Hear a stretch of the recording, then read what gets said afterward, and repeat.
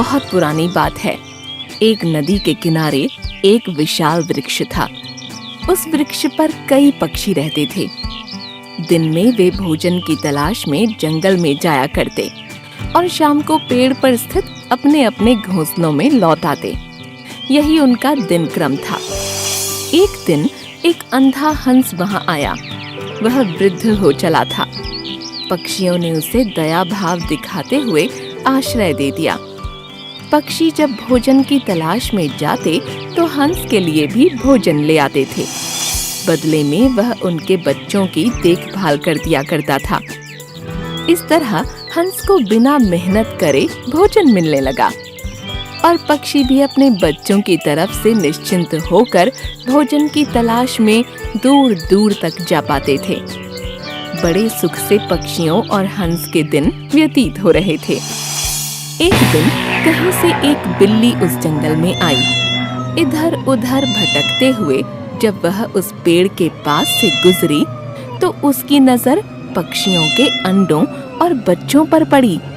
उसके मुंह में पानी आ गया। वह उन्हें खाने के लिए पेड़ पर चढ़ी तो पक्षियों के बच्चे अपने बचाव के लिए शोर मचाने लगे। शोर सुनकर हंस चिल्लाकर बोला, कौन है? बिल्ली डर गई और पेड़ से नीचे उतर आई और हंस को नमस्ते कर बोली, हंस जी, मैं बिल्ली हूँ। यहीं पेड़ के पास रहती हूँ। जंगल के पक्षियों से मैंने आपकी बहुत प्रशंसा सुनी है, इसलिए दर्शन हेतु चली आई। कृपया मेरा प्रणाम स्वीकार करें। हंस ने उसे वहाँ से चले जाने को कहा। वह जानता था कि बिल्ली पक्षियों के बच्चों के लिए खतरा है। बिल्ली समझ गई कि भले ही हंस अंधा और बूढ़ा क्यों ना हो, उसके रहते पक्षियों के अंडों और बच्चों पर हाथ साफ करना असंभव है। वह किसी तरह अपनी चिकनी चुपड़ी बातों से उसे विश्वास में लेने का प्रयास करने लगी। वह बोली, हंस जी, मैं जानती हूँ कि आपको मुझ पर शक है। आपको लगता है कि मैं पक्षियों के बच्चों को अपना भोजन बना लूंगी, किंतु भरोसा करें, ऐसा नहीं है। एक दिन एक महात्मा से मिलने के बाद मैंने मांस खाना छोड़ दिया है। मैं पूर्णतः शाकाहारी बन गई हूँ और अपना समय मैं दूसरों की मदद करने में लगाती हूँ। आपकी प्रशंसा सुनकर आपके सानिध्य में कुछ दिन व्यतीत करने का विचार कर आपके पास आई हूँ। कृपया मुझे अपने चरणों में स्थान दें। हंस उसकी चिकनी चुपड़ी बातों में आ गया और उस पर विश्वास कर बैठा। उसने उसे अपने साथ पेड़ पर रहने की अनुमति दे दी। बिल्ली तो यही चाहती थी।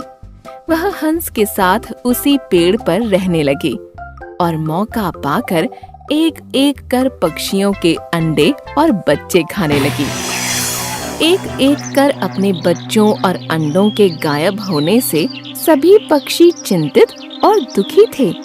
एक दिन सबने इसकी पड़ताल करने की ठानी। जैसे ही बिल्ली को इस बात का अंदेशा हुआ, वो पेड़ छोड़कर भाग गई। इधर पड़ताल करते हुए पक्षियों ने जब पेड़ के कोटर में झांका तो उन्हें वहाँ ढेर सारे पंख पड़े हुए दिखाई दिए। उन्हें लगा कि हंस ने ही उनके बच्चों को खा लिया है। वे सभी गुस्सा हो गए और चोंच मार मार कर बूढ़े हंस को मार दिया। बिल्ली पर विश्वास कर बेचारा हंस व्यर्थ में ही अपने प्राणों से हाथ धो बैठा। इस कहानी से हमें यह समझ आता है कि जिसके स्वभाव की जानकारी न हो उसे आश्रय नहीं देना चाहिए। जंगल में एक छोटा सा बंदर का बच्चा अपनी माँ की गोद से उतरकर इधर उधर उछल रहा था। सोना बेटा, उधर मत जाओ, इधर मेरे पास आ जाओ। ठीक है माँ। बिल से आवाज कैसी आ रही है? मैं अभी देखता हूँ। नहीं नहीं, आगे मत जाओ। सोना माना नहीं। वो बिल के पास चला गया। बिल के अंदर एक भयानक सर्प को देखकर वो डर गया। माँ, यह देखो लंबा सा जानवर। इसके मुंह में 2 जीभ हैं, काटने आ रहा है। बेटा पीछे आ जाओ, वह सांप है, तुम्हें काट लेगा। बंदरिया माँ ने झपट कर सोना बेटे को पीछे खींच लिया और उसी समय सांप आगे आ गया। बंदरिया माँ ने अपने बच्चे को सांप से बचाने के लिए पीछे कर दिया। उसका ध्यान बच्चे की तरफ था। ठीक उसी समय सांप ने उसे ही डस लिया। वो भय और दर्द से कराह उठी। सांप भाग गया और माँ बेचारी जमीन पर गिरकर रोने लगी। उसे अपनी मौत से ज्यादा अपने बेटे सोना के अकेले हो जाने का भय सताने लगा। यही बात उसके दिल को बार बार कचोट रही थी। सोना बोला, माँ, तुम क्यों रो रही हो? सांप ने तुम्हें काट लिया, मैं उसे मार दूंगा, तुम चुप हो जाओ। माँ बोली, मेरे प्यारे बेटे, इस बिल से हमेशा दूर रहना। मैं अब बच नहीं पाऊंगी। तुम अपने लोगों के साथ रहना, अकेले कहीं मत जाना। बड़े लोग जैसा समझाएंगे उनकी बात मानकर चलना। जंगल में बहुत खतरे रहते हैं बेटा। माँ, ये क्यों कह रही हो कि बच नहीं पाओगी? तुम्हें कुछ नहीं होगा। चलो उठो, मेरे साथ चलो। वह सांप फिर आकर काट सकता है, मैं उसे डंडे से मारूंगा। बेटा, यहाँ से चले जाओ, अपना ख्याल। बंदरिया माँ ने अपनी बात पूरी भी नहीं की और उसके प्राण पखेरु उड़ गए। उसका बेटा सोना उससे लिपट कर रोने लगा। माँ, चुप क्यों हो गई? सबसे बड़ा गुनहगार मैं हूँ, तुम्हारे मौत का कारण भी मैं हूँ। मैंने तुम्हारी बात नहीं मानी, मुझे बचाने के लिए तुमने अपनी जान दे दी। हे भगवान, मुझे मार दो, मेरी माँ को जिंदा कर दो। कुछ बंदर, कुछ भालू वहां पर आ चुके थे। उन्होंने सोना को समझाने की बड़ी कोशिश की।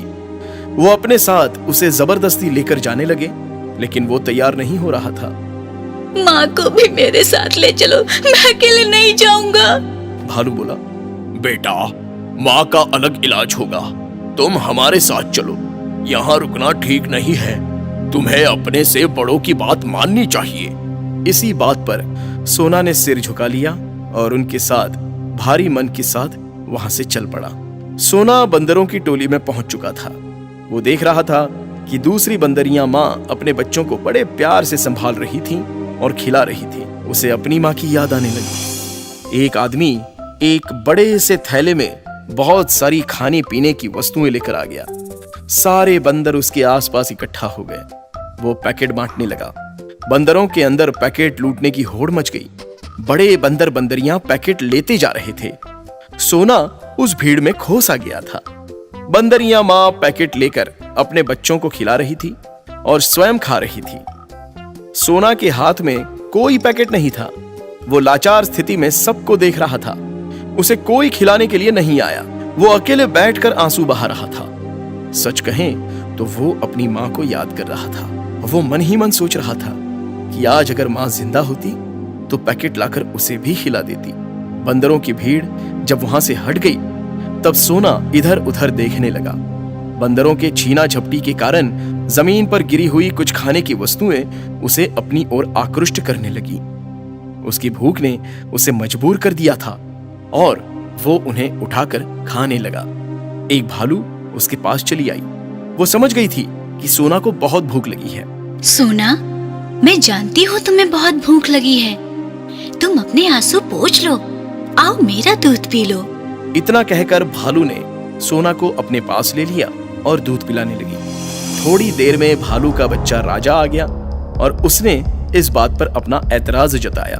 माँ, तुम इस बंदर के बच्चे को दूध क्यों पिला रही हो? बेटा, यह भी तुम्हारा भाई है, इसे बहुत भूख लगी है। राजा बोला, ये बंदर का बच्चा है, मेरा भाई नहीं है। ए बंदर के बच्चे, चल भाग जा यहाँ से। ये मेरी माँ है, तुम्हारी माँ नहीं। बेटा, इसकी माँ अब इस दुनिया में नहीं है। अगर इसे हमने भी दुत्कार दिया तो यह कहाँ जाएगा? कुछ देर पहले जब सारे बंदर खाने के पैकेट खा रहे थे तब इस बेचारों को किसी ने नहीं पूछा। यह सोना भूखा प्यासा सबका मुंह देख रहा था। इसकी माँ नहीं है, इसे बड़ा दुख होता होगा। कोई बात नहीं, आज से हम दोनों भाई भाई। माँ, इसे दूध पिला दो, भूख लगी होगी। आओ सोना मेरे भाई, दूध पी लो। सोना बोला, आओ भैया, तुम भी पी लो। राजा और सोना में दोस्ती हो गई।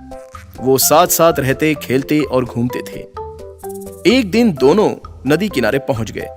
उन्होंने प्यास लगने पर नदी का पानी पिया और किनारे पर पानी का मजा लेने लगे। राजा पानी में उतर गया सोना, तुम भी आ जाओ, पानी में मजा आ रहा है। सोना बोला, राजा, पानी का बहाव तेज है, आगे मत जाना, पानी गहरा होगा। इसी बीच राजा का पैर फिसल गया और वो गहराई की तरफ चला गया। वो डूबने लगा। वो किनारे पर सोना की तरफ आने की कोशिश कर रहा था, लेकिन पानी का बहाव उसे और आगे ले जा रहा था। सोना भी राजा को देखते हुए किनारे किनारे भाग रहा था। इसके बाद किनारे पर एक पेड़ आ गया और उसकी जड़ पकड़कर सोना पानी में उतर गया। राजा भाई, मेरी पूंछ पकड़ लो। राजा ने पूंछ पकड़ने की कोशिश की, लेकिन पूंछ हाथ से फिसल गई। सोना पानी में तैरते हुए और आगे बढ़ गया। वो अपनी पूंछ राजा की तरफ बढ़ा रहा था। राजा ने उसकी पूंछ की जगह उसका पिछला एक पैर पकड़ लिया। सोना को तैरने में दिक्कत होने लगी। भैया, मेरा पैर छोड़ो और पूंछ पकड़ो, वरना हम दोनों ही डूब जाएंगे। पूंछ पकड़ लो भैया। सोना ने पैर जोर से हिलाया और अपनी पूंछ को राजा के हाथों की तरफ बढ़ाया। राजा के हाथों में पूंछ आ गई और सोना तेजी से किनारे की तरफ तैरते हुए बढ़ने लगा। बड़ी मशक्कत के बाद वो किनारे पर पहुंच गया और उसने फिर राजा भाई को जैसे ही खींचा कि एक लकड़बग्घा किनारे पर आ गया। अरे वाह, एक के बदले दो मिल रहे हैं। मेरी किस्मत के फूल खिल रहे हैं। अब आएगा असली मजा। सोना बोला, आप मुझे खा लो, आपका पेट भर जाएगा। मेरे भाई राजा को छोड़ दो, उसका परिवार है। मेरा इस दुनिया में कोई नहीं है। मेरे मरने से किसी को कुछ फर्क नहीं पड़ेगा।